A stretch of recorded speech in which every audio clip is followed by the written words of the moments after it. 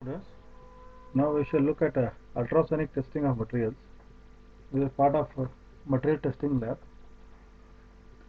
Ultrasonic testing of materials is very popular non-destructive testing techniques. We call it NDT, non-destructive testing.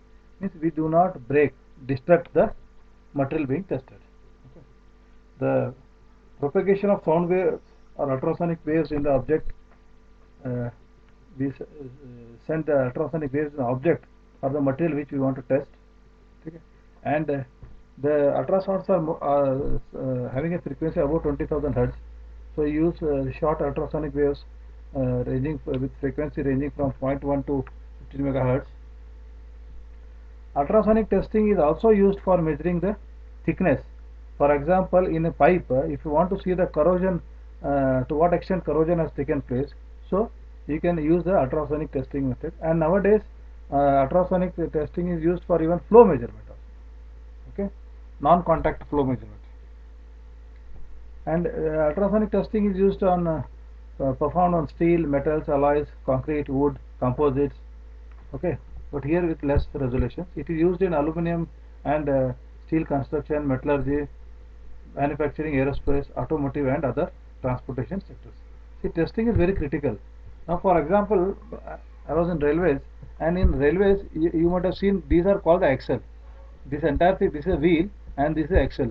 So, this axle is a very important component which is rolling on the moving on the track.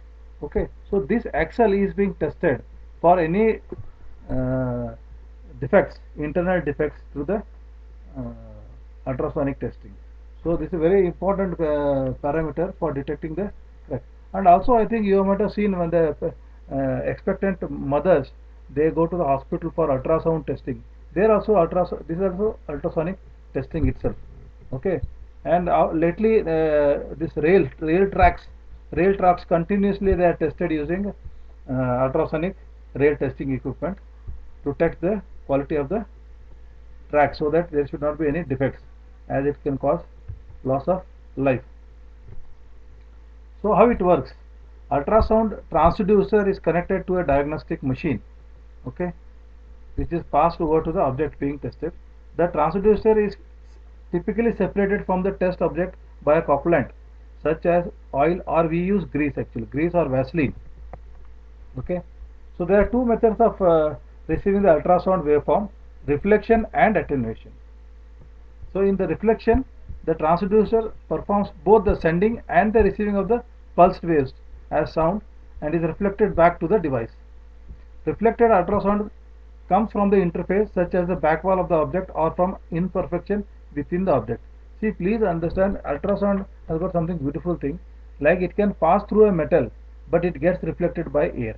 So in case of any crack is there, then there will be air and it gets reflected. So that is the beauty of ultrasound. Okay.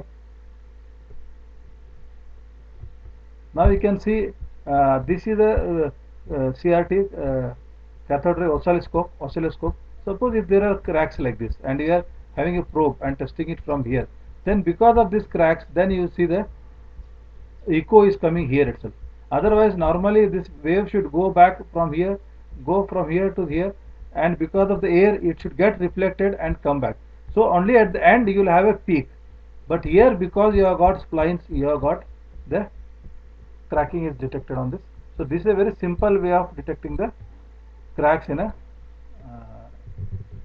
metal, basically. Okay, especially subsurface cracks are detected using the internal cracks are detected using the ultrasound.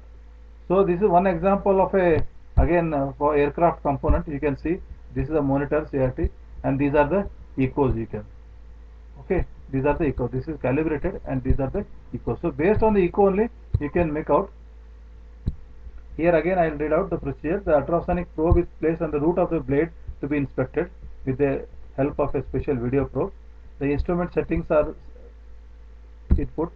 Then the probe is scanned over the blade root. In the case of indication peak in the data, through a red line indicates a good blade and indication to the left of the range indicates a crack. So within this there in this they'll have a, for the entire blade they'll have some length. If it goes back and comes, then it is okay. If there are peaks like this